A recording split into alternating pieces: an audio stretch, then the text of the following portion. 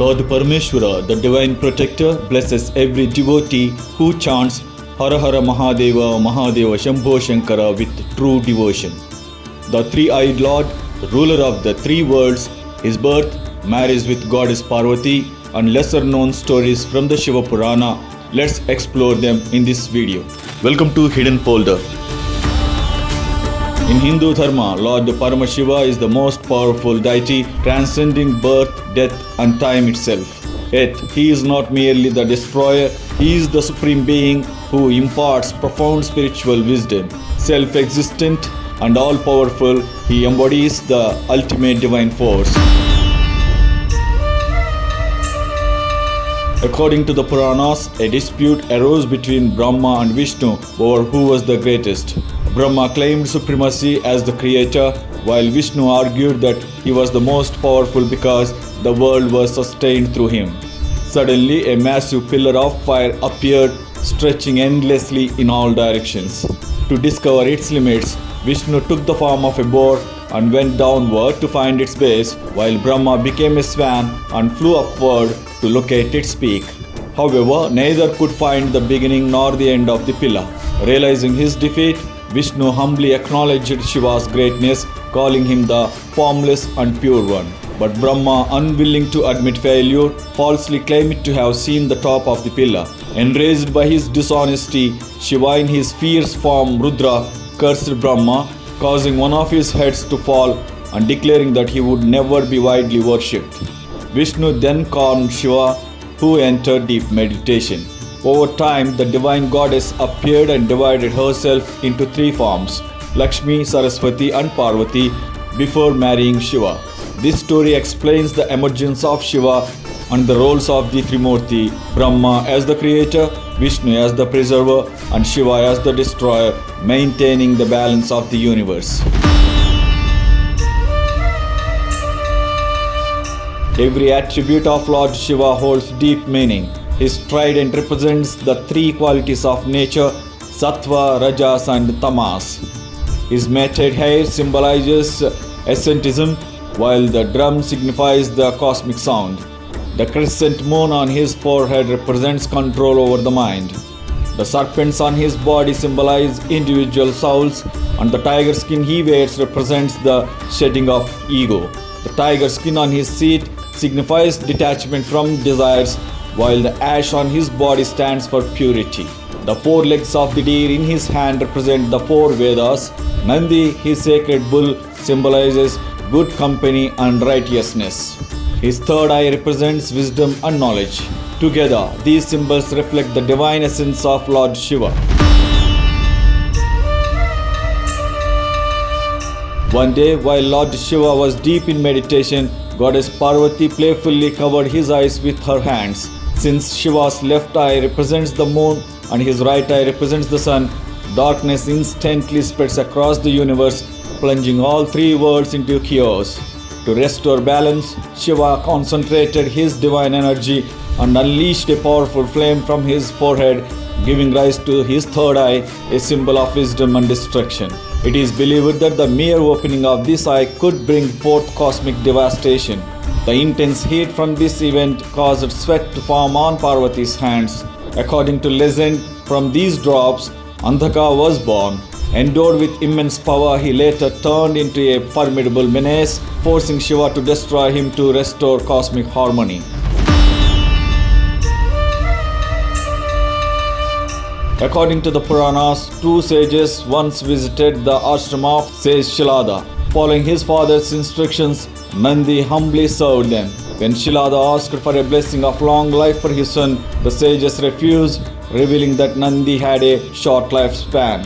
Shilada was heartbroken, but Nandi, knowing he was born by Lord Shiva's blessing, believed only Shiva could save him. With deep devotion, he performed intense penance. Pleased by his dedication, Shiva appeared and granted him immortality, making him his sacred mount and chief attendant.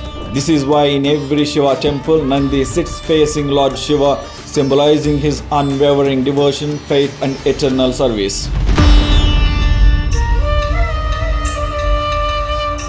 In her previous birth, goddess Parvati was Sati, the daughter of Daksha Prajapati. She was a devoted worshipper of Lord Shiva, but her father disliked Shiva. One day Daksha held a grand yajna but did not invite Shiva. Hurt by this insult, Sati confronted her father. When Daksha humiliated Shiva, she was heartbroken and sacrificed herself by jumping into the sacred fire. Enraged, Shiva created Veerabhadra from his mated locks and sent him to destroy Daksha's yajna. The destruction was so fierce that the gods begged Shiva to calm down. Eventually, he forgave Daksha and revived him. Grieving Sati's loss, Shiva withdrew into deep meditation, renouncing the world in sorrow. While Lord Shiva was in deep meditation, Sati was reborn as Parvati, the daughter of Himavant. From childhood, she was devoted to Shiva. Says Narada told her that she was destined to marry him. Determined, Parvati began intense penance to win Shiva's love. To test her, Shiva sent the Saptarishis disguised as Brahmins. But with her strong devotion and faith, Parvati proved her love for Shiva. Later, Lord Shiva decided to test Parvati. Disguised as an old ascetic, he approached her and questioned her choice, calling Shiva a mere wanderer who lived in cremation grounds. He asked why she wished to marry such a man. Parvati, unwavering in her devotion, praised Shiva as the supreme being and the source of all creation. Seeing her deep faith, Shiva revealed his true form. Filled with joy, Parvati bowed at his feet, tears of happiness in her eyes. In the presence of celestial beings, their grand wedding took place, symbolizing eternal love, devotion, and the power of penance. Devotees believe that worshipping Shiva and Parvati brings harmony and bliss to married life.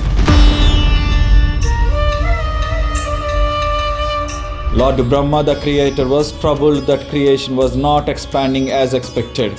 To find a solution, he meditated on Lord Shiva. Pleased with his devotion, Shiva appeared as Ardhanarishvara, a form that was half male and half female. From this form, goddess Uma emerged as a separate being.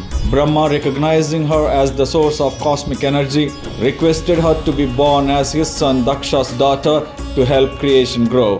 She agreed and was later born as Sati. This marked the beginning of creation's balance, symbolizing the union of Purusha and Prakriti.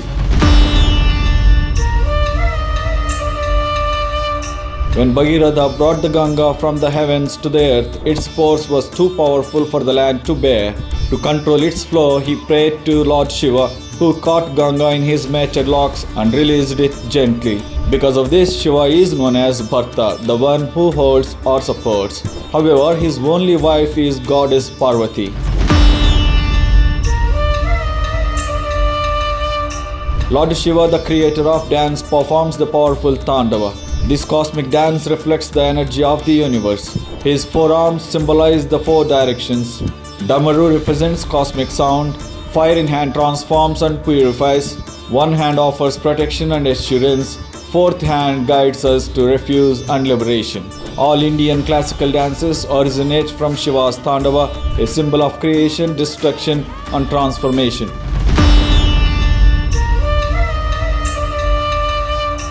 Lord Shiva is the central figure in many ancient stories, showing that everything happens according to his will. As the supreme god, he balances creation, protection, and destruction. Hindu scriptures share many stories that highlight Lord Shiva's power and glory. When gods and demons churned the Ksharasagara for the nectar of immortality, a deadly poison, Hala Hala, emerged. Lord Shiva swallowed it, turning his throat blue. This earned him the name Neelakanthadu. Markandeya, the son of says Mrikandu, and his wife Marudmati, was destined to live a short life of only 16 years. Upon learning of his fate, Markandeya devoted himself to the worship of Lord Shiva with unwavering faith and intense devotion. As his 16th year approached, Yama, the Lord of Death, came to claim Markandeya's life. However, just as Yama threw his noose to capture Markandeya's soul, Lord Shiva appeared and stopped Yama's attempt by pinning him to the ground with his Trishul. Shiva then blessed Markandeya with eternal life and youth. In ancient times, Gajasura, a demon and a devotee of Lord Shiva, performed intense penance to please Shiva. Impressed by his devotion, Shiva appeared before him and offered a boon. Gajasura wished to have Shiva reside in his stomach forever. Shiva agreed and stayed in Gajasura's stomach. As a result, Parvati, Nandi, Bhringi, Veerabhadra and the Pramadaganas were unable to see Shiva. One day, Brahma, Vishnu, Indra and other gods disguised themselves and performed a dance with music pleasing Gajasura. Enchanted Gajasura asked them to choose a boon. Then Vishnu asked Gajasura to release Shiva from his stomach. Realizing that the ones he was interacting with were gods, Gajasura understood the situation. As his final wish, he asked Shiva that his head be worshipped in all three worlds and that his skin be worn as a garment. Shiva agreed and allowed Nandi to tear open Gajasura's stomach with his horns. As Nandi's horns pierced Gajasura's stomach, Shiva emerged from within. Granting the devotee's wish, Shiva wore Gajasura's skin as a garment and with his own hands beheaded Gajasura and attached his head to the body of his son Vinayaka, who had been beheaded earlier. Shiva thus revived Ganesha, and from then on, Ganesha came to be known as Gajanana and is worshipped all three worlds.